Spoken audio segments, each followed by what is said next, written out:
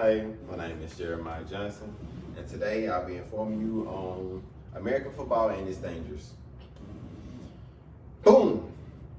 Reggie Brown's head collided into the back of an opposing player while attempting to make a tackle. The collision left him with a neck injury, paralyzing him from the neck down. This injury left him on the ground motionless and unable to breathe for around 17 minutes. Paramedics had to conduct cardiopulmonary resuscitation, which is CPR. Brown played for the Detroit Lions under the National Football League, which is the NFL, in 1996 and 1997. Brown sustained an injury in 1997 against the New York Jets. After a few surgeries, a back brace, and extensive rehab, he regained complete control of his extremities. Unfortunately, he never returned to playing due to the extent of the injury. Football is one of the United States' biggest sports because of the expert showcase of athleticism, iconic Super Bowl performances, and big hits that cause major injuries. The National Football League is a professional American sporting organization.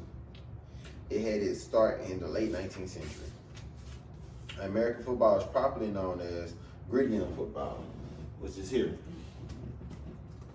We use this as for American football. Gridiron football adopted much of its regulations from its predecessors, soccer and rugby. Walter Camp is considered the father of American football. Camp was a team captain, and he played halfback for Yale during his time at the school. Camp made several innovations in the sport that helped make it go mainstream. He had a record of 6-7-2 from 1888 to 1892. The gridiron football games once played at the collegiate level became a professional sport in the 20th century. The two professional organizations were the American Football League and the American Professional Football Association. After increasing their popularity as rivals, they later joined and became formally known as the NFL. The NFL has 32 team members. The NFL has just under 1,700 players on its roster.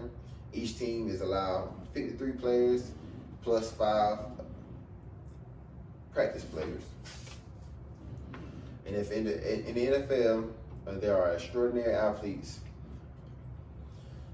This has been around for over a century. Due to its longevity, many children are groomed to become a part of the sport. The most notable player on the football team usually comes from the offensive side.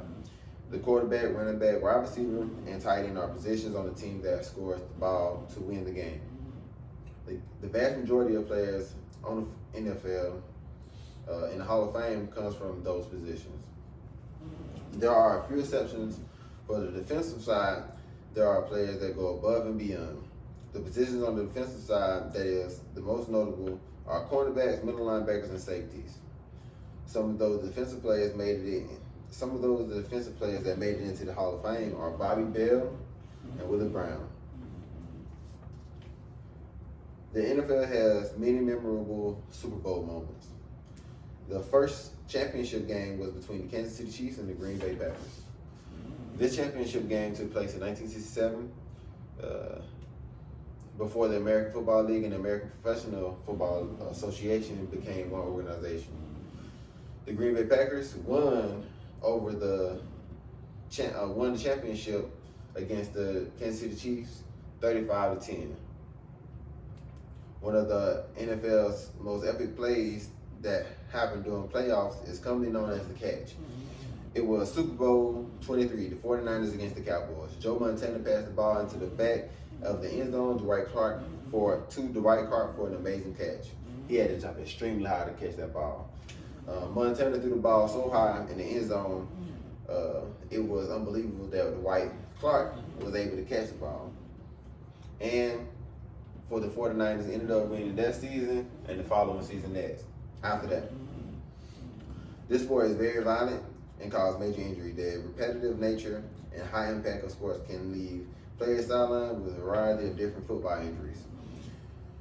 Some injuries can be ankle sprain, knee injuries, or other injuries could be quad, hamstring, and groin strains.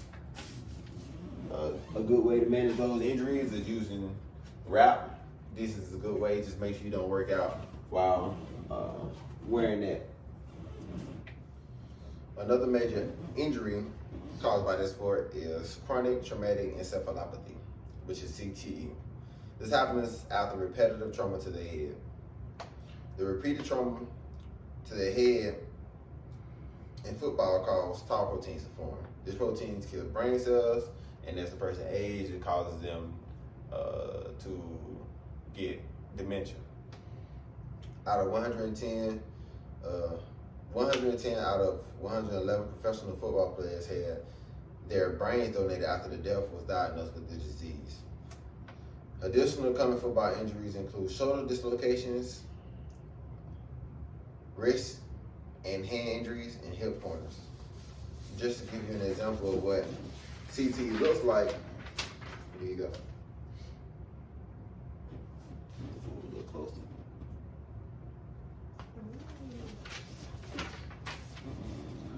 In conclusion, the National Football League is a very popular sport in the United States. This sport was constructed in the late 19th century and became popular in the 20th century. Football created very talented athletes. Many of those athletes went above and beyond to become exceptional athletes. Due to this sport, violence nature, many of these athletes became injured on a regular. However, regulations, equipment, and medicine are constantly improving, and this allows these professional athletes to get injured less and recover faster. Thank you.